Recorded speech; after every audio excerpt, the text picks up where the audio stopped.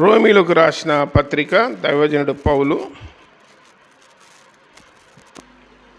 12వ అధ్యాయం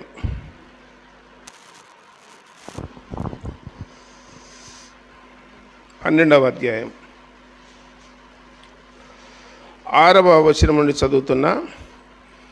మనకు అనుగ్రహింపబడిన కృప చొప్పున వెవ్వేరు కృపావరములు కలిగిన వారమై ఉన్నాము గనక, ప్రవచన వరం అయితే విశ్వాస పరిమాణం చొప్పున ప్రవచింతము, పరిచర్య అయితే పరిచర్యలోను, బోధించువాడైతే బోధించుటలోను, హెచ్చరించువాడైతే హెచ్చరించుటలోను పని కలిగిందుము. పంచిపెట్టువాడు శుద్ధ మనసుతోను, పై విచారణ చేయువాడు జాగ్రత్తతోను, కరుణించువాడు సంతోషంతోను పని జరిగింపవలను. మీ ప్రేమ నిష్కపటమైనదై ఉండవలను. చెడ్డదాన్ని అసహించుకొని మంచిదాన్ని హత్తుకొని ఉండుడి. సహోదర ప్రేమ విషయంలో ఒకరి యందు ఒకరు అనురాగము గలవారై, ఘనత విషయంలో ఒకరికొకడు గొప్పగా ఎంచుకొనుడి. ఆసక్తి విషయంలో మాంద్యులుగాక, ఆత్మయందు తిరువత గలవారై ప్రభువును సేవించుడి. నిరీక్షణ గలవారే సంతోషించుచు, శ్రమయందు ఓర్పు గలవారై, ప్రార్థన యందు పట్టుదల కలిగి ఉండుడి. పరిశుద్ధుల అవసరములలో పాలు పొందుచు శ్రద్ధగా ఆతిథ్యము ఇచ్చుచుండుడి. మిమ్మల్ని హింసించు వారిని దీవించుడు కానీ శపింపవద్దు. సంతోషించు వారితో సంతోషించుడి, ఏడ్చు వారితో ఏడ్చుడి. ఒకరితో ఒకడు మనసు కలిగిండుడి. చిన్న మాట ప్రార్థన చేద్దాం. పరలోకపు తండ్రి, మహిమగల దేవ, యేసు ప్రభువా, సర్వాధికారి, మీకు స్తోత్రములు నాయన. మమ్మల్ని ప్రేమించి సజీవులుగా ఉంచి జీవము గల మీ మాటలు వినడానికి కృప చూపారు, మీకు స్తోత్రాలు. ఇంతవరకు తండ్రి ఆత్మతో సత్యముతో ఆరాధించే భాగ్యం ఇచ్చారు, మీకు స్తోత్రములు. జీవము గల దేవ, ఆరాధన అంతట్లో తోడుగా ఉండి నడిపించినందుకు స్తోత్రాలు. మీ ప్రజలు మిమ్మల్ని ప్రేమించి ఇచ్చిన కానుకలను దీవించి ఆశీర్వదించండి. వేసిన ప్రతి చేతిని, ప్రతి కుటుంబాన్ని దీవించి ఆశీర్వదించండి. దేవా స్తోత్రములు, పరిశుద్ధుడా స్తోత్రాలు. మొన్నటి దినమందు నాయన 10th క్లాస్ రిజల్ట్ వచ్చినాయి. పాస్ అయిన వారిని బట్టి స్తోత్రాలు. ఎవరైనా తప్పిపోయింటే ఇన్స్టెంట్లో కట్టుకొని రాయడానికి కృప చూపమని ప్రార్థన చేయించున్నాం. అలాగే ఇంటర్మీడియట్ కూడా రిజల్ట్ వచ్చిన అందుని బట్టి స్తోత్రాలు నాయన. పాస్ అయిన వారిని అందరినీ దీవించండి. ఫర్దర్ కోర్సులలో చేరడానికి కృప చూపమని ప్రార్థన చేస్తున్నాం. కొద్ది నిమిషాలు సమయం ఉంటుండగా జీవము గల మీ మాటలు వినాలని ఆశతో ఉన్నాము. వాక్యం ద్వారా దర్శించి మాతో మాట్లాడి మీరే ఘనత మహిమ ప్రభావాలు పొందుదురని ప్రియరక్షకుడైన యేసుక్రీస్తు వారి ఘనమైన నామమున ప్రార్థించి దీనులమై వేడుకొనుస్తున్నాము తండ్రి, ఆమేన్. చదువుకున్న వాక్య భాగంలో దైవజనుడు పౌలు రోమా పట్టణములో ఉన్నటువంటి సంఘానికి పత్రిక రాస్తూ 12వ అధ్యాయంలో కొన్ని విషయాలు తెలియజేస్తూ ఉన్నాడు. ఏమిటంటే 12వ అధ్యాయం 1వ వచనంలో, కాబట్టి సహోదరులారా, పరిశుద్ధమును దేవునికి అనుకూలమైన సజీవ యాగముగా మీ శరీరములను ఆయనకు సమర్పించుకునుడని దేవుని వాస్తవతను బట్టి మిమ్మల్ని బతిమాలు కొనుచున్నాను. ఇట్టి సేవ మీకు యుక్తమైనది. మీరు ఈ లోక మర్యాదను అనుసరింపక అనే మాట రాయబడింది. ఇక్కడ మనం ఆలోచన చేసినప్పుడు 3వ వచనంలో మీరు ఈ లోక మర్యాదను అనుసరింపక, ఫుట్నోట్లో ఈ యుగ మర్యాదను అనుసరింపక అని రాయబడింది. అలాగే 13వ అధ్యాయము 13వ వచనములో అల్లరితో కూడిన ఆటపాటలైనను మత్తైనను లేకయు, కామ విలాపములైనను పోకిరి చేష్టను లేకయు, కలహమైనను మత్సరమైనను లేకయు, పగటి యందు నడుచుకున్నట్లు మర్యాదగా నడుచుకుందుము. మెట్టుకు ప్రభైన యేసుక్రీస్తును ధరించుకున్న వారమై శరీరేచ్ఛలను నెరవేర్చుకున్నటకు శరీర విషయమై ఆలోచన చేసుకొనకుడి. ఈ లోక మర్యాదను అనుసరింపవద్దు అని రాయబడింది. లోక మర్యాద ఏంటి?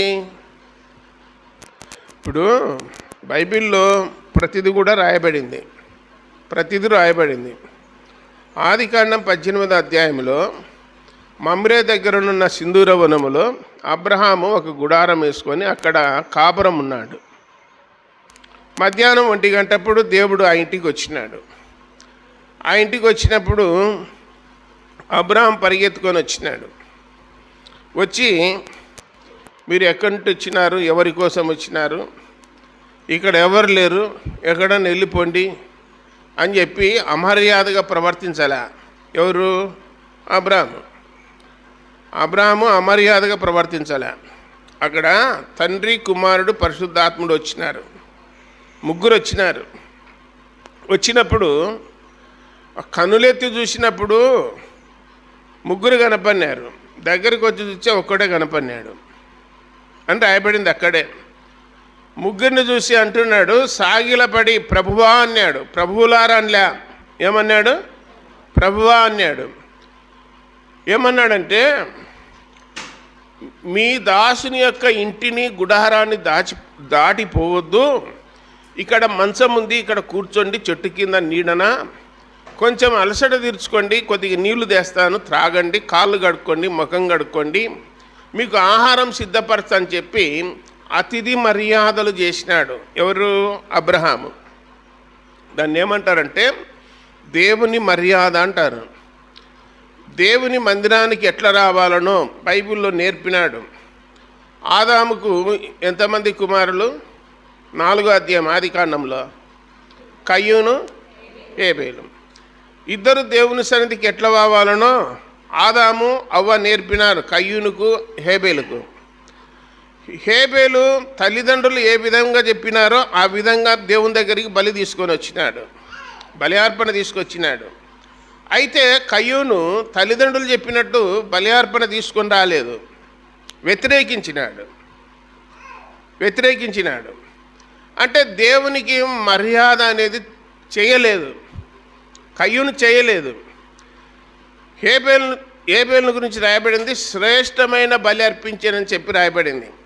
ఎబ్రీలకు రాసిన పత్రిక 11వ అధ్యాయంలో 3-4 వచనాలలో హేబేలు శ్రేష్టమైన బలి అర్పించానని రాయబడింది. కాబట్టి దేవుని దగ్గరికి వచ్చేటప్పుడు ఏ విధంగా రావాలి అని చెప్పి గ్రంథంలో రాయబడింది. ప్రతి ఆదివారం మనం ఎట్లొస్తాము? మిగతా దినాల్లో ఉండినట్లుంటామా? ఆదివారం ప్రత్యేకంగా వస్తాం, స్నానాలు చేస్తాం, మంచి ఉతికిన బట్టలు వేసుకుంటాం, మందిరానికి వస్తాం, ఆ రోజు వాక్యం వినాలని ఆలోచన కలిగి వస్తాము, జాగ్రత్తగా వస్తాం. మిగతా దినాల్లో పనులు చేసుకొని పొద్దుపోయి కాళ్ళు ముఖం కొట్టుకొని గబగబా టైం అయింది అని చెప్పి కొందరు వస్తారు, ఏం పోవాలని చెప్పి నిర్లక్ష్యంగా ఇండ్ల కాని ఉండేటోళ్ళు కొందరు ఉంటారు. మిగతా దినాల్లో ఆదివారం అనేది దేవుని నమ్ముకున్న వాళ్ళకు, విశ్వాసులకు, క్రైస్తవులకు ఒక ప్రత్యేకత. ప్రపంచమల్లా ఆదివారము ఆయా మందిరాల్లో చేరి దేవుణ్ణి ఆరాధిస్తూ ఉంటారు. ఏ డినామినేషన్లో ఉన్నవారైనా సరే దేవుని మందిరానికి ఖచ్చితంగా వెళ్తారు. కాబట్టి రాజులు 2వ గ్రంథములో 17వ అధ్యాయంలో ఒక మాట రాయబడి ఉన్నది. ఏ మాట అంటే, దేవుని మర్యాద షోమ్రోను పట్టణములో ఆ ప్రజలకు తెలియలేదు అని రాయబడింది. మర్యాద అనేది తెలియలేదని రాయబడింది. నేను చెప్తున్నాను, మన పాటల పుస్తకంలో మొట్టమొదట కొన్ని హెడ్డింగ్స్ పెట్టినారు. ఏమనంటే స్తుతి పాటలు, తర్వాత ఆరాధన పాటలు, శిలువ ధ్యానము, తర్వాత సువార్త పాటలు అని ఒక హెడ్డింగ్ పెట్టి ఉన్నాయా లేదా? కానుకలకు సపరేట్ ఉన్నాయి పాటలు, పెన్నిళ్ళకు సపరేట్ ఉన్నాయి పాటలు, ఎవరన్నా మరణించినప్పుడు సపరేట్ ఉన్నాయి, ఆదరణకరమైన పాటలు పాడాలి. ఈ మధ్యన నంద్యాలలో నిన్నగాక మొన్న దేవనగర్లో మా ఇంటి వెనక ఒక ముస్లిం చనిపోయింది. చనిపోయినప్పుడు మధ్యరాత్రి 12 గంటలప్పుడు ఫోన్ చేసి, అన్న మీరు రండి అంటే పోయినా. పాటలు ఏం పాడుతున్నారంటే దేవుణ్ణి ఆరాధిస్తూ చప్పట్లు కొడుతూ పాడుతున్నారు, చప్పట్లు కొట్టుకుంటూ పాడుతున్నారు. అంటే వాళ్ళకు మరణం సంభవించిన కాడ ఏం పాట పాడాలి, ఏం కథ అనే క్రమం అనేది తెలియలేదు, పద్ధతి తెలియలేదు. ఒక ఒక 10 ఏండ్ల కిందట అదే దేవనగర్లో ఒక ఆయన చనిపోయినాడు. అతడు దేవుని నమ్ముకున్నాడు. ఆయన కుమారుడు పాటలు పాడుతూ ఉంటే, ఏం పాటలు పాడుతున్నారన్నా, మమ్మల్ని ఆదరించే పాటలు పాడండి అని అడిగినాడు. మాకు ఆదరణకరమైన పాటలు పాడండి అన్నాడు. ఎలాంటివి ఉన్నాయి? పరలోకము నా దేశము, అది ఒక పాట ఉంది. తర్వాత పరవాసిని జగమున ప్రభు అనేది ఒక పాట ఉంది. ప్రియయేసు రాజునే చూసి తినచాలు అనేది, శృంగార నగరముందు అనే పాట ఉంది. రకరకాలుగా ఉన్నాయి ఆదరణకరమైన పాటలు. మరణం సంభవించిన కాడ పాడే పాటలు అవి. వీళ్ళు ఏం చేస్తారంటే, దేవుణ్ణి స్తుతిస్తాము, ఆరాధిస్తామని చప్పట్లు కొట్టి గంభీరంగా పాడుకుంటున్నారు. ఇది అందర్రా మరణం సంభవించిన కాడ ఇట్లా అంటే మర్యాద అనేది తెలియలేదు. బైబిల్లో కీర్తన గ్రంథంలో అంటాడు, పిల్లవాడనై ఉండినప్పుడు పిల్లవాని వలె ఉంటిని, పెద్దవాడైనప్పుడు పెద్దవాని వలె ఉంటిని అన్నాడు. బలమైన ఆహారము పెద్దోళ్ళకు అన్నాడు, చిన్నపిల్లలకు పాలు దాపాలి అన్నాడు.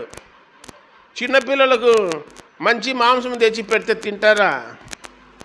ఆడు జోయలుగాడు ఉన్నాడు, ఈరోజు మటన్ తెచ్చి పెడితే తింటాడు. ఒక కేజీ తెచ్చి తింటాడా? అదే మీకు పెట్టినామనుకో బ్రహ్మాండంగా తింటారు. ఆ పద్ధతి తెలియదా?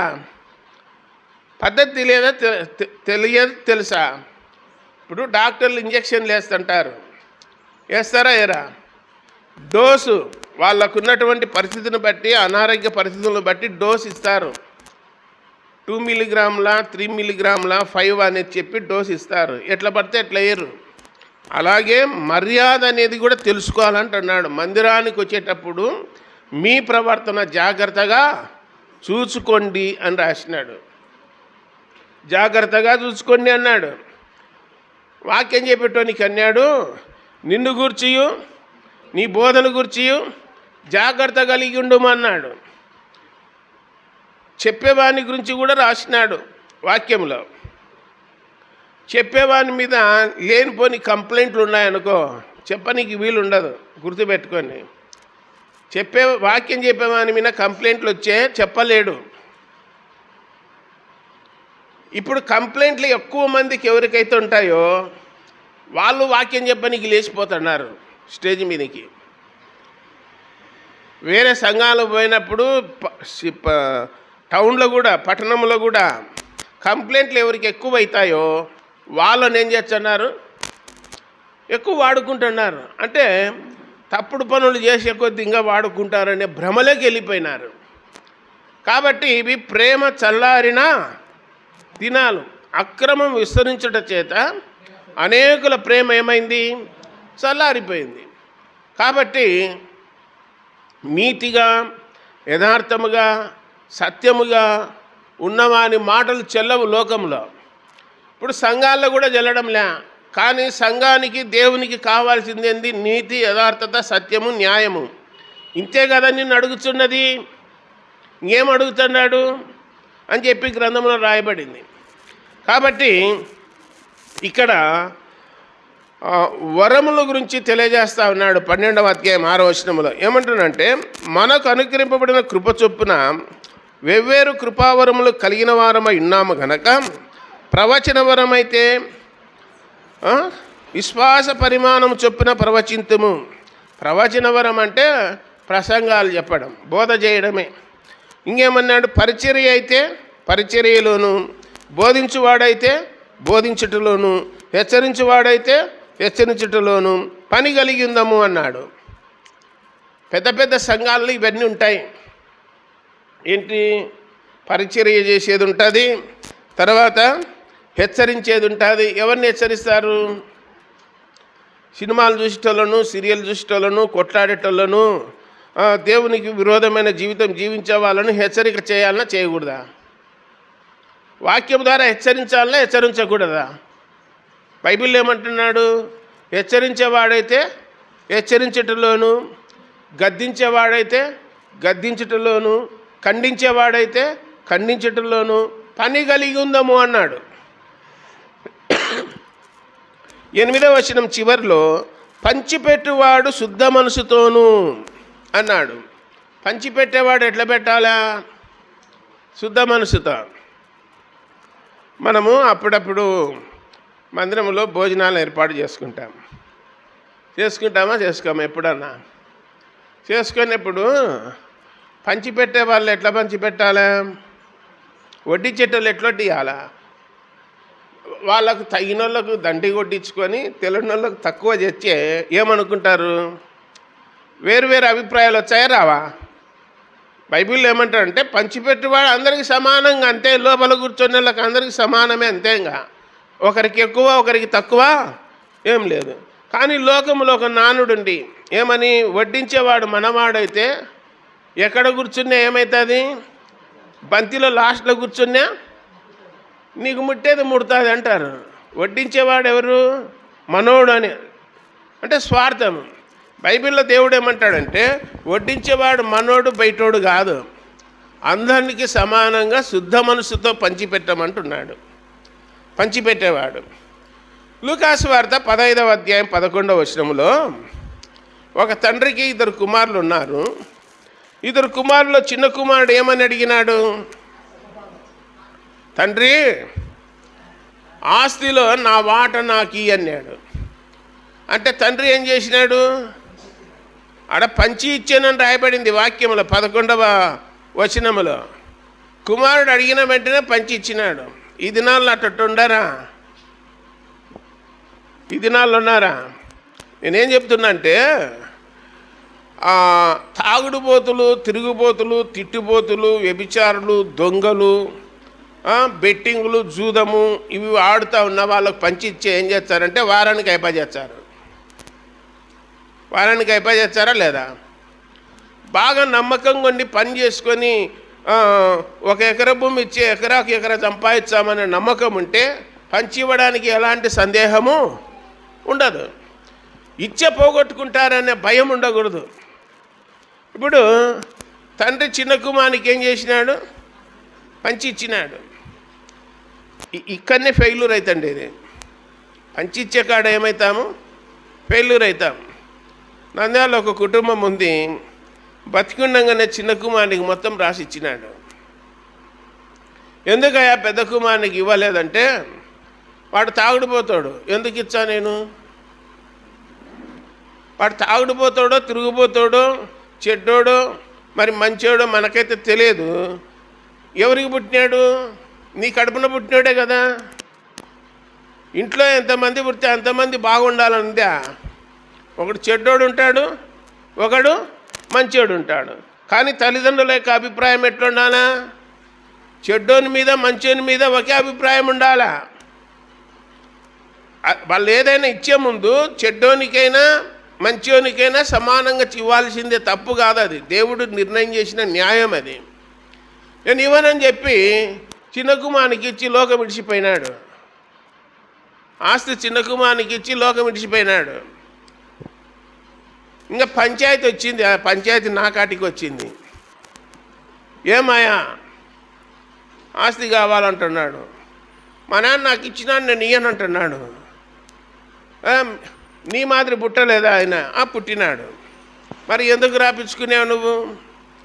నాయన నువ్వు రాసి ఇవ్వడం మంచిది కాదు. నాకు ఒక్కోనికి అన్న కూడా ఉన్నాడు, వానికి పిల్లలు ఉన్నారు, వానికి ఏదో కొంత రాసి అని చెప్పాలనా లేదా? నేనెందుకంట సైగతుంటా అంత నాకే కావాలని మనసులో స్వార్థం అన్నమాట. వానికి ఎందుకు ఇవ్వాలా? మా నాన్న ఇష్టపడి రాసిచ్చన్నాడు కాబట్టి మొత్తం నేనే తీసుకుంటా అని చెప్పి తీసుకున్నాడు. తర్వాత నేను అన్నాను, అయ్యా ఇలాంటి పని లోకంలో ఉన్న వాళ్ళు కూడా చెయ్యరు. చేస్తారా లోకస్తులు? అన్యులు చేస్తారు ఇలాంటి పని. ఇద్దరు పుడితే ఒకరికి ఇచ్చి ఒకరిని రోడ్డు మీద దొబ్బుతారా? దొబ్బరు. అన్యులు కూడా చేయరు ఇలాంటి పని. నువ్వు మళ్ళీ మందిరానికి వచ్చుండవు, పాట పాడుతుండవు, ప్రార్థన చేస్తుండవు, గ్రామాలకు వచ్చుండవు మాయంబడి. ఇది పద్ధతి కాదయ్యా, దేవుడు ఒప్పుకోడంటే మరి ఎట్లా చేయాలా అన్నాడు. ఏం లేదయ్యా, 2 భాగాలు నువ్వు తీసుకో, 1 భాగం ఈ అని చెప్పిన. 2 భాగాలు నువ్వు తీసుకో, 1 భాగం వానికి అని చెప్పిన. సరే నువ్వు ఒప్పుకున్నాడు. ఒక 3 రోజులు చెప్పంగా మెత్తబడి అప్పుడు ఒప్పుకున్నాడు. ఒప్పుకున్నారు, రిజిస్ట్రేషన్ చేసి ఇచ్చినాడు. అందులో మా ఫోటోలు కూడా ఉన్నాయి, రేషన్ కార్డు, పాస్పోర్టులు అన్నీ ఉన్నాయన్నమాట, ఆధార్ కార్డు అన్నీ. ఈ పొద్దు ఆ రోజు నువ్వే మా అన్నకు రాపిచ్చింది అని చెప్పి ఇప్పుడు మాట్లాడకుండా అన్నాడు. ఇప్పుడు మాట్లాడడం లేదు. అంటే వాళ్ళన్నకు నేను రిజిస్ట్రేషన్ చేపించడం ద్వారా ఆయనకి 2 కుమారులు ఉన్నాడు, భార్య ఉంది, వాళ్ళు బాగా బతుకుతూ ఉన్నారు. ఒకవేళ ఈ పిల్లోడు ఆస్తి ఇవ్వకపోతే ఆ పిల్లోడు రోడ్డున పడుతుంది కుటుంబం. రోడ్డున పడే కుటుంబము బాగుపడిందంటే సంతోషించాలా, ఏడవాలా? సంతోషించాలి. అదేమి ఈయన సొంతం సంపాదించుకునేది కాదు, తండ్రి ఇచ్చినది. ఇవన్నీ కూడా బాధపడినాడు. నువ్వే చేసిందన్నా, వాడు రోడ్డున పడింటే బాగుండు, నాకు సంబరంగా ఉండు అంటున్నాడు. మళ్ళీ అట్టటోని సంఘ పెద్దగా పెట్టినారు నంద్యాలలో. ఇవన్నీ వ్యతిరేకించి చెప్తే వినేవాడు ఒక్కడు లేడు. మీ సావు మీరు జాబరని చెప్పినాక పబ్లిక్లో 400 మందిలో చెప్పిన నేను. ఇటటోని పెట్టుకోవడము సంఘానికి పెద్ద అవమానము, పెద్ద కీడు అని చెప్పిన నేను. ఇంట్లో వానికే నువ్వు తండ్రి ఆస్తి ఇవ్వకపోతే సంఘంలో నువ్వు బాగు చూస్తావని గ్యారంటీ ఉందా? లేదు. కాబట్టి పంచిపెట్టేవాడు ఎట్లా పంచిపెట్టాలా? శుద్ధ మనసుతో అన్నాడు. అలాగే ఈ 13వ అధ్యాయం చూడండి ఒకసారి. 13వ అధ్యాయము 6వ వచనం. ఏలైనగా వారు దేవుని సేవకుల ఇండి ఎల్లప్పుడూ ఈ సేవ అయిందే పని కలిగిందరు. ఇందుకే కదా మీరు పన్ను కూడా చెల్లించుచున్నారు. ఇక్కడ 13వ అధ్యాయము, ప్రతి వాడును పై అధికారులకు లోబడి ఉండవలెను. ఏలైనగా దేవుని వలన కలిగినది తప్ప మరి ఏ అధికారము లేదు. ఉన్న అధికారములు దేవుని వలనే నియమింపబడి ఉన్నవి. కాబట్టి అధికారమును ఎదిరించువాడు దేవుని నియమమును ఎదిరించుచున్నాడు. ఎదిరించువారు తమ వీధికి తామే శిక్ష తెచ్చుకొందురు. ప్రభుత్వం చేయువారు చెడ్డ కార్యములక కానీ మంచి కార్యములకు భయంకరులు కారు. నీకు మేలు కలుగుటకు అధికారులు దేవుని పరిచారకులు. వారికి భయపడక ఉండగోరితివా? మేలు చేయము, అప్పుడు వారి చేత మెప్పు పొందువు. నువ్వు చెడ్డది చేసిన యెడల భయపడుము, వారు ఊరికయ్యే ఖడ్గము ధరింపరు. కీడు చేయువాని మీద ఆగ్రహము చూపుటకై వారు ప్రతీకారం చేయు దేవుని పరిచారకులు అని చెప్పి ప్రభుత్వాన్ని గురించి తెలియజేస్తూ ఉన్నాడు. ప్రభుత్వము ఎవరు ఏర్పాటు చేసినారు? దేవుడే. అధికారాలు ఎవరిచ్చినాడు? దేవుడే. ప్రభుత్వాలను నిలబెట్టడం కానీ పడగొట్టడం కానీ ఎవరి చేతిలో ఉంది? దేవుని చేతిలోనే ఉంది. వాళ్ళు మీకు పరిచారకులు అని రాయబడింది. దేవుని నమ్ముకున్న వాళ్ళకు, దేవుని మీద ఆధారపడిన వాళ్ళకు, ప్రభుత్వంలో అధికారులు పనిచేసే వాళ్ళు మీకు దేవుని పరిచారకులు అన్నాడు.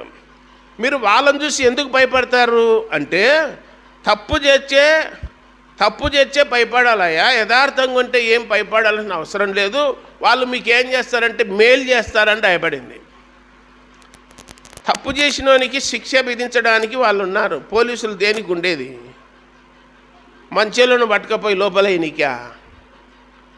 చెడ్డోళ్ళను ఏం చేయాలా? నరహంతకులను దొంగలను ఏం చేయాలా? పట్టుకపోయి లోపల వేయాలా? కానీ బైబిల్లో యేసు ప్రభువును విచారణ చేసేటప్పుడు, తీర్పు తీర్చేటప్పుడు, న్యాయ తీర్పు దగ్గర పిలాతు ఏమడిగినాడు?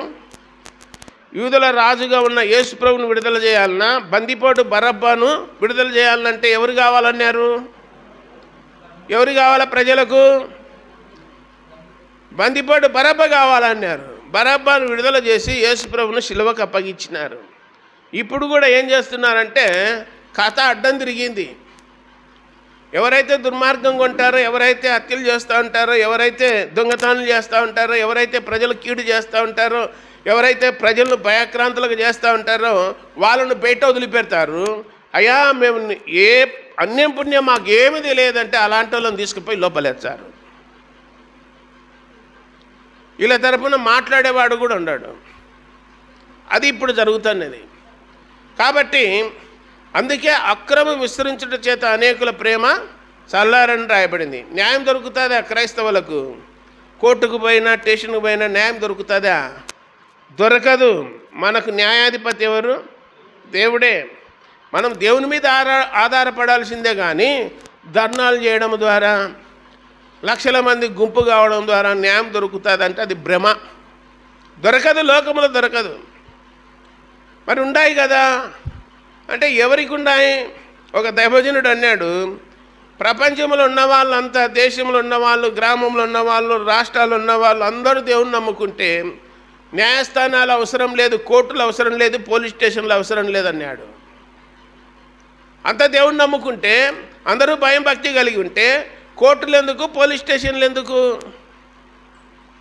లోకములో అవి జరుగుతున్నాయి, అక్రమం జరుగుతుంది, దొంగతనాలు, నరహత్యలు, మరి ఇవన్నీ జరుగుతూ ఉన్నాయి కాబట్టి అవి ఏర్పాటు చేసినారు. కోర్టులు ఎవరికి?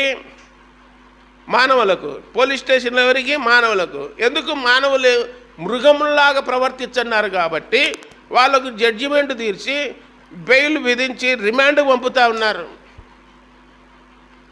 రుజువులైనప్పుడు. ఇవన్నీ కూడా ఎవరు ఏర్పాటు చేసినారంటే దేవుడే ఏర్పాటు చేసినాడు లోకానికి, మనకు కాదు, నమ్ముకొన్నోళ్ళకి కాదు. నమ్ముకొన్నుడు కోర్టులో ఉన్నాడు, పోలీస్ స్టేషన్లో ఉన్నాడంటే ఇంకంతకంటే అవమానం, సిగ్గుకరం ఇంకొకటి ఉండదు. బైబిల్లో అదే రాయబడింది. కొరింథీయులకు రాసిన మొదటి పత్రిక 6వ అధ్యాయం 9వ వచనంలో, చిన్న చిన్న సమస్యలు పరిష్కారం చేసుకోవడానికి బుద్ధిమంతుడు మీలో ఒకడైనను లేడా అని క్వశ్చన్ మార్క్ వేసినాడు. అన్యుల దగ్గర పోయి ఇడుపున కూర్చొని అయ్యా మాకు పంచాయతీ చేయంటే సిగ్గుపోయినట్టు ఉంటుంది. ఎవరి దగ్గర? అన్యుల దగ్గర, దేవుని ఎరగనోళ్ళ దగ్గర.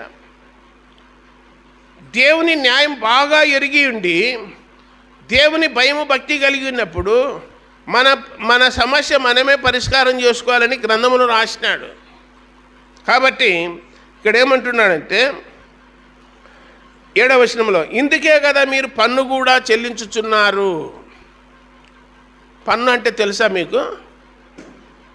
పన్ను కడతారా లేదా? పొలానికి పన్ను ఉందా లేదా? పొలం పన్ను, నీటి పన్ను, ఇంటి పన్ను. ఇంటి పన్ను ఉందా లేదా? ఇండ్లకు పన్ను ఉంది నంద్యాలలో. నేను సంవత్సరానికి 7,000 కడతా, 8,000 ఎంత ఇప్పుడు పెంచినారు. 6 నెలలకు ఒకసారి కట్టాలా, 2 టిప్పులు కట్టాలా, పెంచినారు, పన్ను కట్టాలా. కరెంటు బిల్లు కట్టము, కరెంటు బిల్లు కట్టామా?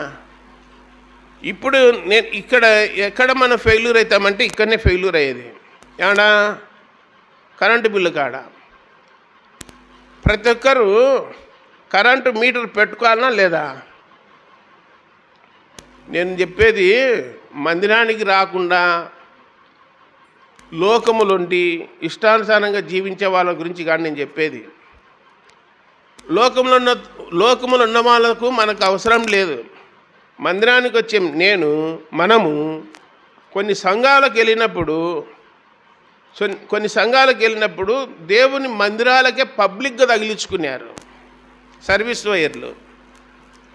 కమ్మగా సంగీతాలు వాయించుతున్నారు, పాటలు పాడుతున్నారు, ఆరాధన చేస్తున్నారు, ప్రార్థనలు చేస్తున్నారు, భోజనాలు పెడుతున్నారు, అంతా బాగుంది. కరెంట్ ఎవరిది? కరెంటు మనదే. కరెంటు ఎవరిది? ప్రభుత్వాన్ని.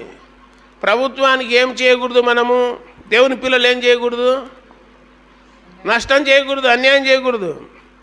కాబట్టి మన మందిరానికి 2013లో మందిరం తయారైతే సంవత్సరం లోపలనే మీటర్ బిగించినాం. యెహోవా ఈరే ప్రార్థనా మందిరం అని చెప్పి కరెంటు బిల్లులు వచ్చాది. అప్పటి నుంచి ఇప్పటి వరకు దాదాపు 2-3 లక్షలు కట్టింటాను కరెంటు బిల్లే. ఆన్లైన్లోనే మళ్ళా క్యాజువల్గా మాన్యువల్ కాదు ఇచ్చినది బిల్లు, చేతికి ఇచ్చేది కాదు డబ్బు, ఆన్లైన్లోనే. ప్రారంభ దినాలు ఎక్కువ వచ్చింది, ఇప్పుడు 600, 500 అట్లా వస్తుంటుంది. ఏది? Current bill. మనకు కట్టాలనా లేదా? బైబిల్లో ఏమంటున్నాడు? కట్టమని చెప్పినాడు. మత్తయి సువార్త 17వ అధ్యాయం 24వ వచనం చూడండి ఒకసారి. మత్తయి సువార్త 17వ అధ్యాయము 24వ వచనం. వారు కపెర్నౌముకు వచ్చినప్పుడు 1/2 షెకెలు అను పన్ను వసూలు చేయవారు పేతురు వద్దకు వచ్చి, మీ బోధకుడు ఈ అరశకేలు చెల్లింపడా అని అడగగా, చెల్లించున నేను. అతడి ఇంటిలోనికి వచ్చి మాట్లాడక మునుపై యేసు ఆ సంగతి ఎత్తి, సీమోనా, నీకేం తోచున్నది? భూరాజులు సుంకమును పన్నును ఎవరి యొద్ద వసూలు చేయుదురు, కుమారుల యొద్దనా అన్యుల యొద్దనా అని అడిగాను.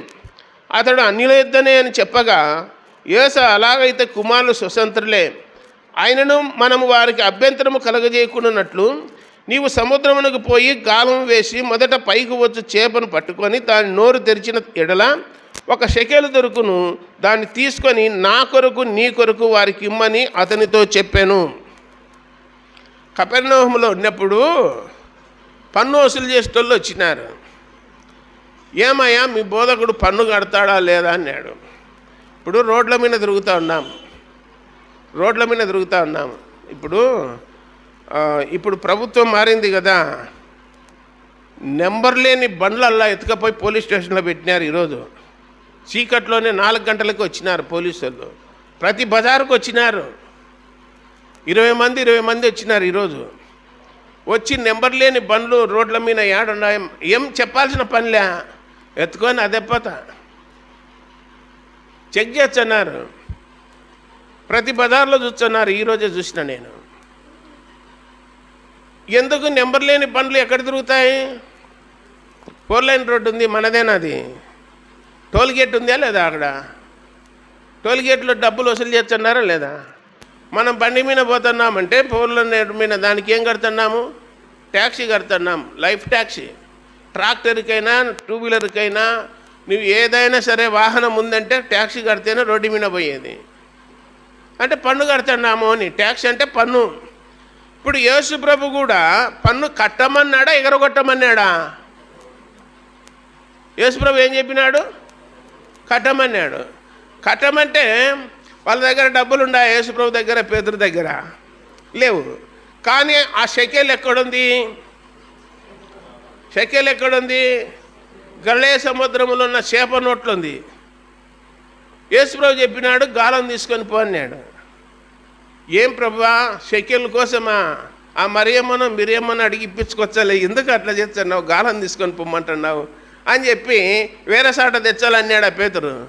అనలేదు. యేసు ప్రభు చెప్పినది చేసినాడు అంతే. నువ్వేం చెప్తే అది చేయనీకి సిద్ధంగా ఉన్నాను అని చెప్పినాడు. గాలం తీసుకున్నాడు, గలిలయ సముద్రం పోయినాడు. ఏచాను ఒక చేప పడింది. దాని నోట్లో ఏముంది? షెకెల్ ఉంది. దాని నోరు తెరిచి చూసే షెకెల్ ఉంది. ఆడ నినివే పట్టణానికి పోయినప్పుడు చేప నోట్లో ఎవరున్నారు? యోన అన్నాడు. ఆడ షెకెల్ కాదు ఉండేది, చేప కడుపులో యోన అన్నాడు. ఇక్కడ చేప నోట్లో ఏముంది? షెకెల్ ఉంది. అది తీసుకున్నాడు. యేసు ప్రభు చెప్పినట్లు ఆ పన్ను వసూలు చేసే వాళ్ళ కాడికి పోయి యేసు ప్రభుకు 1/2 షెకెలు, పేతురుకు 1/2 షెకెలు కట్టేసుకున్నారు. కట్టినారా లేదా? ఈ మధ్యన కమలపూర్ ఉంది, కోయలకుంట్ల దాటినాక ఓత్రమాందిని ఉంది, శివవరం ఉంది, అక్కడ చెర్లోపల్లి ఉంది, తర్వాత ఆకుమల్లి ఉంది. ఈ సంఘాలకు పోయినప్పుడు మీటర్లు లేవు, ఏం లేవు, డైరెక్ట్ తగిలించుకున్నారు. ఏమయ్యా అంటే మనకు లేదన్న బిల్లు, కరెంటు బిల్లు లేదంట. ఎవరు చెప్పినారు? లోకములో ఉన్న వాళ్ళకు, అన్యులకు, ఎస్సీ కేటగిరీ కింద ఉన్నోళ్ళకు, దేవుని నమ్మనోళ్ళకు, ప్రార్థనకు రానోళ్ళకు అది ఉంది. ఏమన్నా చేసుకొని వాళ్ళు లెక్క చెప్పినా చెప్పకపోయినా సరుకు ఎక్కడ పోతుంది? మొత్తము పాతాళం పోతుంది. నువ్వు పాతాళం పోవాలంటే తగిలించుకో, తప్పేం కాదు. పాతాళం పోవాలనుకుంటే తగిలించుకో, తప్పేముంది? మనము వాక్యం చెప్పేవాళ్ళము, ప్రార్థన చేసేవాళ్ళము, ఎదుటివాడు ఏలెత్తి చూపకుండాన్నట్లు బ్రతకమన్నాడు. తగిలించుకునే దొంగ కరెంట్లు ప్రార్థనలు బ్రహ్మాండంగా చేస్తున్నారు. 2 నెలలు అంటున్నారు బదా. ఏమయ్యా మేమంటే తగిలించుకున్నాం, మీరు కూడానా? ఏం ప్రార్థనలు చేస్తున్నారు అని అంటే సిగ్గుపోయినట్టుంది ఊర్లో వాళ్ళు అంటే. నేను చెప్తున్నాను, నిజంగా యథార్థంగా సత్యంగా ఉండి మనం మీటర్లు పెట్టుకొని బిల్లు కట్టి అప్పుడు చూడండి మీ ఇంట్లో దీవెన ఎట్లుంటుందో నేను చెప్తాను.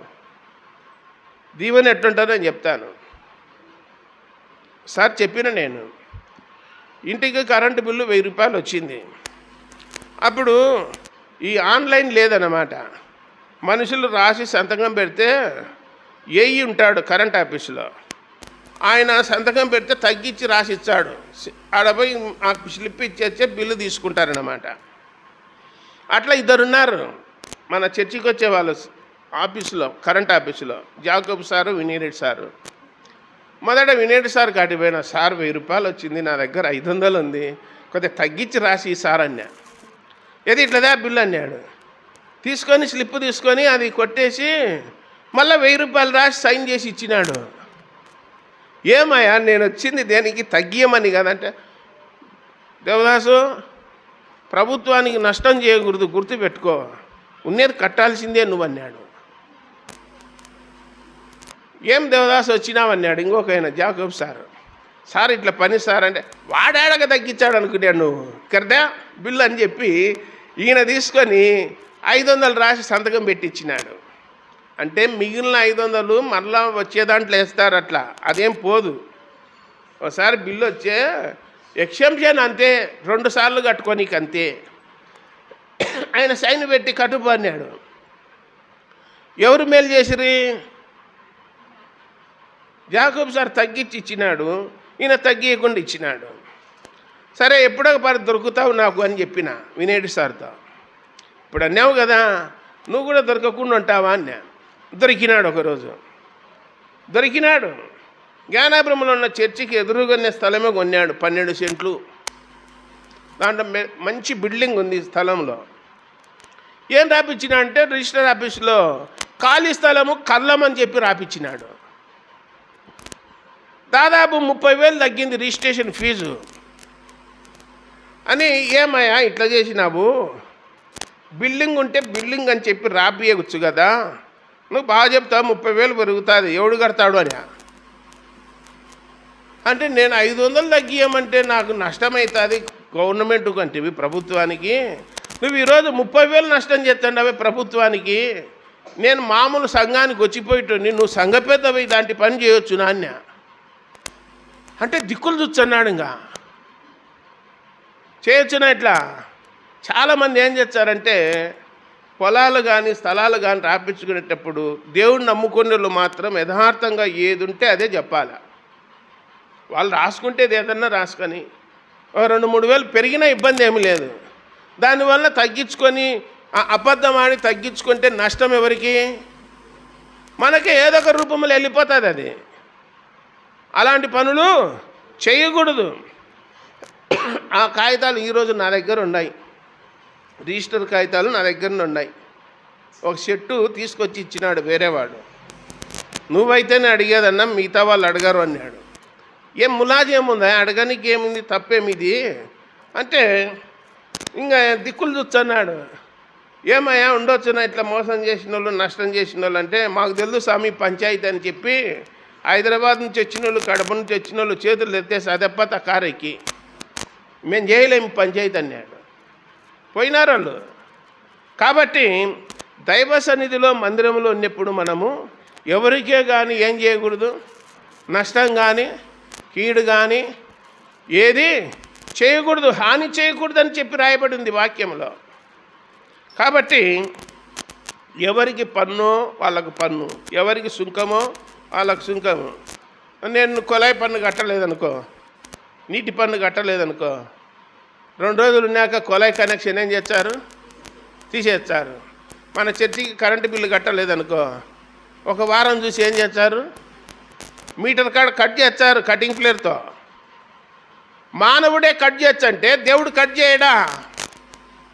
మనం భక్తిగా విశ్వాసంతో లేకపోతే, నేను చెప్తున్నాను, ఈ కోయిలగుంట్ల అవతల ఎన్ని మందిరాలు ఉన్నాయి, అన్నీ అట్టనే తయారైనాయి. ప్రార్థనలు చేస్తున్నారు, వాక్యాలు వింటున్నారు. చిన్న చిన్న సులువుగా చిక్కులు పెట్టే పాపాలు అన్నాడు. ఇవి ఏవి సులువుగా చిక్కులు పెట్టే పాపాలు ఇవి విడిపించుకోలేకపోతే ఏం బోధ చేస్తావు, ఏం ప్రార్థన చేస్తావు? ఇది యూట్యూబ్లో పోతుంది, వాళ్ళు పెట్టుకుంటారు. ఏమో అన్న మా గురించి చెప్పినాడు అంటే, మీ గురించి చెప్పక అడవిలో మా చెట్ల గురించి చెప్పాలన్నా నేను ఎవరి గురించి చెప్పాలా? మనకు మనమే బోధ చేసుకోవాలా, మనం సరి చేసుకొని ఇతరులు సరి చేయాలా.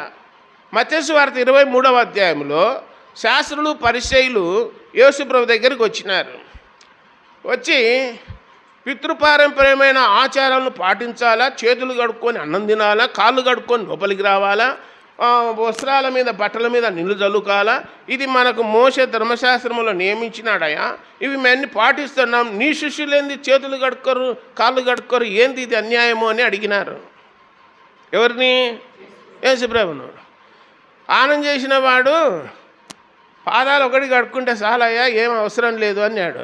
ఇంకొకటి ఏమన్నాడంటే, అయ్యో శాస్త్రులారా పరిసయ్యులారా వేషధారులారా, మీరు నీ కంటిలో దూలం పెట్టుకొని ఎదుటివాని కంటిలో ఏముందంట నలుసు అదో కంట్లో నలుసున్నట్టుంది చూడు అంటున్నాడంట. ఇట్లా ఏళ్ళు చూపించినప్పుడు నాకు ఎన్ని చూపించండి? 3. ఈ 3 ఏళ్ళు నాకు చూపించండి. ఒక ఏళ్ళు ఇక్కడ చూపించండి, ఒక ఏళ్ళు బొట్టుకునే ముడుచుకునేదిలేండి. ఈ 3 ఏళ్ళు నాకు చూపించండి. నీ కంటిలో దూలం పెట్టుకొని ఎదుటివాని కంటిలో నలుస్తుందని చెప్తే, ఓయ్ వేషధారి, నీ కంటిలో ఉన్న దూలాన్ని తీసేసుకొని అప్పుడు చెప్పు, ప్రజలు వింటారు. కంటిలో దూలం పెట్టుకొని ఎదుటివాని కంటో నలుస్తుందని బోధ చేస్తే నీ బోధ ఎవడు పట్టించుకోడు అన్నాడు. వారు చెప్పుదరే కానీ చెయ్యరు అన్నాడు. ఇట్లనే పుల్ల ఇట్లా తీసి కూడా పెట్టరని రాయబడింది. ఇట్లనే పుల్ల ఇట్లా తీసి కూడా పెట్టరు. వాళ్ళు ఏ బరువులు ఎత్తారు, ఏది చెయ్యరని చెప్పి రాయబడింది. కాబట్టి గ్రంథాన్ని పరిశీలన చేసినప్పుడు ఇంకొక మాట 12వ అధ్యాయంలో 13వ వచనం, పరిశుద్ధుల అవసరములలో పాలు పొందుచు శ్రద్ధగా ఆతిథ్యము ఇచ్చుచుండుడి అన్నాడు. పరిశుద్ధుల అవసరాలలో ఏం పొందాలంట? పరిశుద్ధులకు ఏం అవసరాలు ఉండవా? ప్రార్థనకు వచ్చేటోళ్ళకి ఎలాంటి అవసరతలు ఉండవా? అనారోగ్యంగా ఉన్నారనుకో ఏం చేయాలి? ప్రార్థన చేయాలి. ఎవరికైనా ఇంటి స్థలం లేదనుకో ఇంటి స్థలం కోసం ఏం చేయాలి? ప్రార్థన చేయాలి. ఎవరన్నా ఆర్థికంగా వెనకబడి ఉన్నారనుకో వాళ్ళకు పని దొరికేటట్లు ఏం చేయాలి? ప్రార్థన చేయాలి. పరిశుద్ధుల అవసరాల్లో పాలు పొందాలన్నాడు. అవసరాల్లో ఏం పొందాలా? పాలు పొందాలన్నాడు. తర్వాత 15వ అధ్యాయం 1వ వచనములో కాగా, రోమపత్రిక 15 మొదటి వచనం, కాగా బలవంతులమైన మనల్ని మనమే సంతోషపరచుకొనక బలహీనుల దౌర్బల్యములను భరించుటకు బద్ధులమై ఉన్నాము అని తెలియజేస్తా ఉన్నాడు. ఇప్పుడు ఏదన్నా విందు ఏర్పాటు చేసుకున్నామనుకో, ఫంక్షన్ ఏర్పాటు చేసుకున్నామనుకో ఎవరిని పిలిచాము?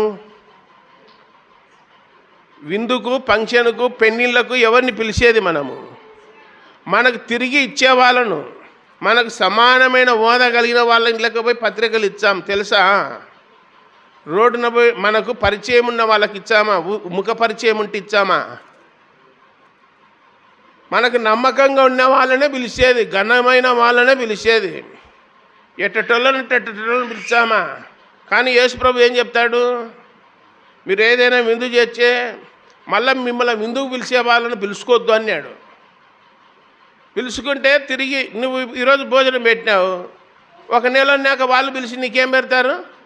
సరిపా. నువ్వు భోజనం పెట్టినందుకు వాళ్ళు భోజనం పెట్టినా సరిపా.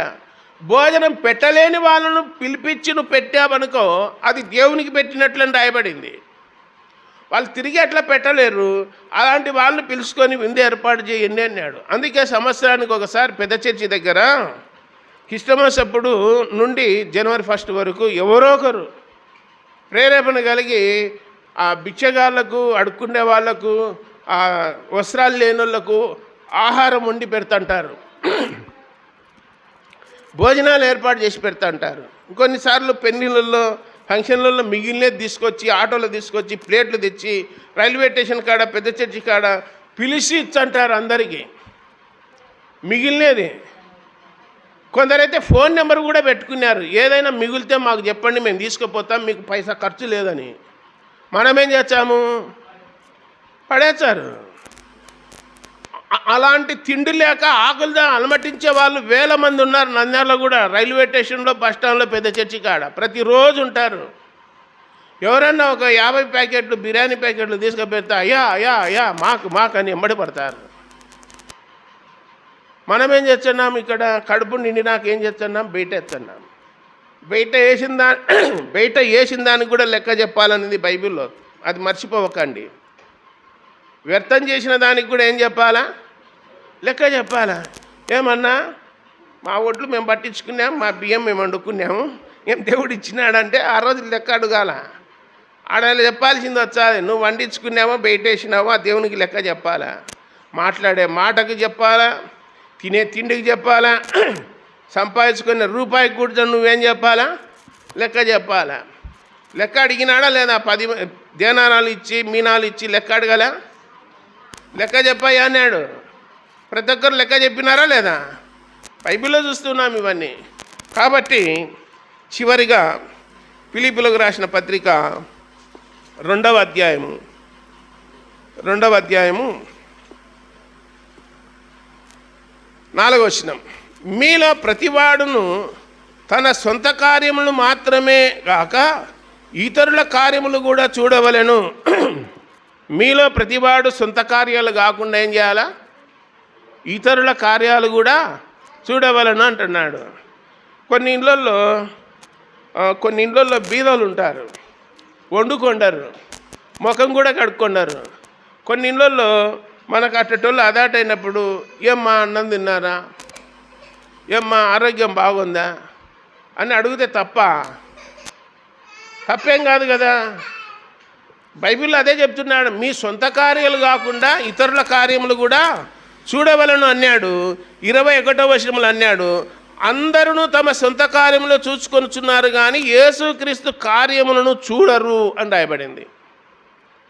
మాకేం పని ఉందా దేవునికి సంబంధించిన కార్యాలు చూసుకోవడానికి? దేవునికి సంబంధించిన కార్యాలు ఏంటంటే గుడ్డేళ్లకు, కుంటేళ్లకు, వృద్ధులకు, అనాథలకు, దిక్కులేని వాళ్ళకు, వస్త్రాలు లేని వాళ్ళకు, ఆకలి కొన్నేళ్లకు, నిరాశ్రయులకు ఏదన్నా యేసుప్రభు నమ్ముకొన్నేళ్ళు తులమో పొలమో ఏదన్నా ఇచ్చే అది ఎవరికి ఇచ్చినట్లు? అదే దేవుని కార్యాలంటే అవే. మనకైతే దేవుడు అన్నీ సమృద్ధిగానే ఇచ్చినాడు. సమృద్ధి లేని వాళ్ళు ఉన్నారు కదా, వాళ్ళ పట్ల కూడా దయ చూపమంటున్నాడు దేవుడు. 17వ అధ్యాయం అనుకుంటా సామెతల గ్రంథము. ఆడంటాడు, బీదను కనికరించువాడు యెహోవాకు అప్పిచ్చువాడు అని రాయబడింది. బీదను ఎక్కిరించువాడు సృష్టికర్తన దేవుని నిందించువాడని రాయబడింది. బీదలను ఎక్కిరించకూడదని రాయబడింది. మీకేం లేదే అనే మాట అనకూడదు. ఎవరు? దేవుని నమ్ముకొని వాళ్ళు. ఒకప్పుడు మనకు కూడా ఏం లేదు, ఒకప్పుడు ఏం లేదు. ఇప్పుడు దేవుని దయ వలన, దేవుని కృప వలన కొందరు అంటా ఉన్నారు, నోట్లోకి మెతుకుపోతుందన్నా అన్నారు. 30 ఏళ్ళ కిందట బొయ్యలకుంట్ల నెల్లు వాళ్ళు అన్నారు, అయ్యా ఇప్పుడు తింటున్నామయ్యా వరన్నము అన్నారు. మేము తింటున్నాము అన్నారు. అంతవరకు జొన్న సంగటి, రొట్టెలు తిన్నారు, వరేణం తిని ఎరగారు. అలాంటి దినాలు పోయినాయి. ఇప్పుడు సెల్ ఫోన్లోనే ఆర్డర్ పెడితే వచ్చండాయి. ఏంటి? మా ఇంట్లో రింకింది నిన్నగాక మొన్న రాత్రి వండుకోలే, ఏదో వండుకుని నేను అడ్జస్ట్ చేసుకున్నాం. కాదు కదా నాకు కావాల్సింది ఆకలి అవుతుంది అని 10 గంటలప్పుడు ఆకలి అవుతుంది అని కావాల్సి అంటుంది. ఇంకా తినింది కావాల్సిన కాటికి మళ్ళీ ఆకలి అవుతుంది అంటుంది. ఏం చేయాలి? ఆన్లైన్ ఆర్డర్ పెడితే పిజ్జానా ఏదో అది డొమినీ పిజ్జానా అదేదో వచ్చా. ఏమయ్యా ఇవాళప్పుడు వచ్చినామంటే నేను ఎవడాడు దొంగోడు ఉన్నట్టున్నాడంటే అనా కరసాకు మనకేళ్ళు వచ్చిందేదంట. 10 గంటలప్పుడు ఆర్డర్ పెట్టుకొని తిన్నారు. నేను తినాల్సిందే అని పట్టుబట్టేంగా, లేకపోతే మళ్ళీ ఇబ్బంది. ఇంకా రాత్రి అంతా నిద్రపోకుండా గోల. కాబట్టి మనమైతే అన్నీ తెచ్చుకుంటాం, అన్నీ తింటాం. లేని వాళ్ళ పరిస్థితిని గురించి ఆలోచన చేయండి. అది నా గురించి చేసినట్టు అన్నాడు గ్రంథంలో. ఆ? కొందరు దొంగ రైలు అంటారు. దొంగ రైలు అంటే ఏమని? రైలు దొంగదే, మనుషులు దొంగోళ్ళ? మనుషులు దొంగలు, రైలు దొంగది కాదు. వీళ్ళు పెట్టినారు పేరు, వీళ్ళు దొంగలై దానికి పెట్టినారు పేరు దొంగ రైలు అని. ఎట్లొచ్చినావురంటే దొంగ రైలు ఎక్కి వచ్చిందంట. ఎవడు చెప్పినాడు? ఆ డోన్ సైడ్ ఇంత ముందు పోతా ఉంటే దొంగల బండి వచ్చాదన్న 12 గంటలకు అంటున్నాడు. ఏమి రానాయన దొంగల బండి అంటే మేమే చైన్లు ఆగుతాము, మా ఊరు పక్కన ఉంటుంది కాబట్టి దిగి అదెప్పత ట్రైన్ ఆపుకొని దిగిపోతున్నారు. స్టేషన్ లేదు అక్కడ, స్టేషన్ లేదు. స్టేషన్ పోతే సుమారు 4 కిలోమీటర్ల దూరంలో ఉంది కాబట్టి మా ఊరు దగ్గరలోనే ఆపుకుంటాను దిగిపోతాను అని దానికి పేరు పెట్టినారు దొంగల బండి అంట. కాబట్టి దొంగ కరెంట్ అన్నా పట్టుకున్నారు వాళ్ళు వచ్చి సిరివెల్ల కానుంటే ఏడుందిరా దొంగ కరెంటు అంటే అదో మీటర్ కాడ పుల్ల పెట్టినారు, పట్టుకున్నారు, పెనాల్టీ వేసినారు. దాన్ని చేసినది ఎవరు? దొంగగా పెట్టినది మనము. పేరేం పెడుతున్నాం దానికి? దొంగ కరెంటు. దొంగ కరెంటు మంచి కరెంటు బొక్కలు వేలు పెట్టి చూడు, నిన్నేం చేస్తుంది? చంపుతుంది. నిన్న ప్రార్థన కానీ ఒక ఇంటికి పోయినాం, ఇంట్లో ఓపెనింగ్ ఉంటే ఒక లైట్లు ఎత్తానే ముక్కుంటుంది. బా వెలుగే దేవుడన్నా. ఏ వెలుగు? లైట్ దేవుడు అంట. దానిలని అన్నాడు, కరెంటుకు ఎందుకు ముక్కుతారమ్మా? అది ఆ వెలుగు కాదు, హృదయంలో ఉంది, చీకటి ఉంది, అది బయటికి పోతే వెలుగు వచ్చాది లోపలికి. యేసు ప్రభువే వెలుగు, మనకు వాక్యమే వెలుగు అని చెప్పినాడు. దానికి ముక్కుకుంటున్నావు, అది నిన్ను నరకానికి పంపించాది అని చెప్పినాడు. లైట్లకు ముక్కొచ్చునా? కింద ఉన్న రూపాయి నోట్లను ఏం చేస్తున్నారు మీరు? 50 రూపాయలు, 100 నోటు, 500 నోటు జోబులో నుండి ఎంచుకుంటుంటే కింద పడింది అనుకో, బో ఆ పద్ధతి ఇంకా పోలే. మందిరంలో కూర్చున్నా కానీ అబ్బా కళ్ళకు అద్దుకోండి, బా లక్ష్మీదేవన్నా కింద పడా. ఇట్లాడి పనులు కూడా చేయకూడదన్నాడు. అదన్నీ లోక మర్యాదలు. ఏ మర్యాదలు? లోక మర్యాదలు అని రాయబడింది. కాబట్టి దైవ సన్నిధిలో ఉన్న మనము గ్రంథాన్ని పరిశీలన చేసినప్పుడు సంఘములో ధనవంతులు ఉంటారు, పేదలుంటారు, బీదలుంటారు. అందుకే ఈ 15వ అధ్యాయం 26వ వచనంలో ఏమన్నాడంటే, యెరూషలేములో బీదలైన పరిశుద్ధుల నిమిత్తము అకయ వారు, మాసిదోనియా వారు కొంత సొమ్ము చందా వేయ ఇష్టపడిరి అని రాయబడింది. బీదలైన పరిశుద్ధులకు కొంత సొమ్ము ఇచ్చామని చెప్పి ఎత్తిపెట్టినారు. అకయ సంఘస్థులు, మాసిదోనియా సంఘస్థులు కొంత సొమ్ము ఎత్తిపెట్టి చందా తీసి పౌలుకు దైవజనునికి ఇచ్చి, యెరూషలేములో బీదలు ఉన్నారు వాళ్ళకి ఈ పొండి అని చెప్పి ఇచ్చి పంపినారు. అప్పుడప్పుడు సంవత్సరానికి ఒకసారి ఏం చేస్తాము, కొంచెమన్నా 100కి 10% అన్నా మనము దేవుని దృష్టిలో పడాలని ఇవన్నీ చేయాలి. మంచి కార్యాలు, బట్టలు పంచుకోవడం కానీ, భోజనాలు పెట్టుకోవడం కానీ, మనకు మనమే ఇవన్నీ చేసుకోవడం ద్వారా ఒక 10% దేవుడు చెప్పినట్టు చేస్తున్నామని అర్థం. పెద్ద సంఘాలలో ఏది లేదు, అన్నం లేదు, బట్టలు లేవు, క్యాలెండర్ లేదు, ఏది ఉండదు. మీరేమి తెచ్చుకోరు, ఇళ్ళకానుంటి తెచ్చుకొని తినర్రి అనేటట్లున్నారు. లక్షల డబ్బు ఉంది, పైసా ఖర్చు పెట్టారు. బైబిల్ చెప్తా ఉంది, ఎవరైతే బీదలుగా ఉన్నారో, ఎవరైతే దిక్కులేని వారిగా ఉన్నారో, ఎవరైతే బీదలైన పరిశుద్ధులు ఉన్నారో, కొరింథీ అపోస్తల కార్యములు 4వ అధ్యాయం 36వ వచనంలో రాయబడింది, ఆ అపోస్తలుల పాదముల యొద్ద వారు పొలములు, వారి ఇండ్లు అమ్మి వాటి వెల తెచ్చి పెట్టిరి అని రాయబడింది. అపోస్తలులు ఏం చేసినారంటే, అప్పటికే 50,000 మంది ఉన్నారు యెరూషలేము సంఘములో. 4వ అధ్యాయంలో, 2వ అధ్యాయంలో 3,000 మంది, 4వ అధ్యాయంలో 5,000 మంది ఉన్నారు. ఇంకా 6వ అధ్యాయానికి వచ్చేసరికి లెక్కలేని మంది అయినారు. ఓన్లీ పురుషులే లెక్క. అది 3,000 మంది, 4,000 మంది, లెక్కలేని మంది అనేది పురుషుల గురించి. ఒకవేళ వాక్యం చెప్తానింది, స్త్రీలు పిల్లలు కలుపుకుంటే 50,000 అవుతారన్నానింది యెరూషలేము సంఘములో. అలాంటి వారికి ఎవరికి ఏ కొరత లేకుండా అపోస్తలుల పాదముల యొద్ద తెచ్చిపెట్టిన వెలను కొదవ లేకుండా అందరికీ పంచిపెట్టిరని రాయబడింది వాక్యంలో. మనం ఏం చేస్తామంటే బ్యాంకులో అకౌంట్ ఓపెన్ చేసి బ్యాంకులో పెట్టినారు. ఏంటి సొమ్ము ఒక తలాంతు తీసుకొని నేను లెక్క బ్యాంకులో పెట్టినారు. 50 లక్షలు ఉంది ఇప్పుడు. ఇంకా దారి దశంభాగాలు దారి, బియ్యం టిక్కులు దారి, రింగులు దారి, చైన్లు దారి తెచ్చి డేచ్చన్నర్రి మేము లాకర్ ఓపెన్ చేసినాం స్టేట్ బ్యాంకులో మెయిన్ బ్రాంచ్లో, దాంట్లో పోయి పెడతాము, మీరు దాపెట్టుకోలేరా, అంతా తీసుకొని వచ్చి ఇక్కడ బెటర్రీ అని చెప్పి అనౌన్స్మెంట్ చేస్తున్నారు. ఇంకా దారి అంటున్నారు. ఈ వాక్యాన్ని చదువుతారు వాళ్ళు. ఏం చదవక కాదు, ఏం తెలియక కాదు, ఏం మాకు తెలియదా నువ్వు చెప్పే వాక్యాలన్నీ మేము వినలేదా అంటారు. వినింటే ఏడ పాటించినారు, అవి పాటించాలా లేదా? ఒకసారి ఫోన్ నెంబర్ చెప్పిన నంద్యాల సంఘంలో, అయ్యా ఎవరైనా ఫీజు కట్టకలేకపోయినా, ఎవరైనా ఇంటి రెంట్ కట్టకలేకపోయినా, ఎవరైనా హాస్పిటల్లో జ్వరం సూదేపించుకోనికి లేకపోయినా ఒక 1000-2000 లోపల నాకు ఫోన్ నెంబర్ చేస్తే మీకు నిజంగా అవసరం ఉందంటే నేను ఇచ్చానయ్యా అని చెప్పి ఫోన్ నెంబర్ చెప్పినాక ఒక 3 నెలలకో 4 నెలలకో నాకు ఆపరేషన్ జరిగింది 2 కాళ్ళకు. పోయి ఇంకా NIT హాస్పిటల్లో ఉన్నాను. ఏమయ్యా మీరు వచ్చినారు సున్నికి, ఏమన్నా ఇచ్చినారా ఆయనకు అన్నాడు వేరేవాడు.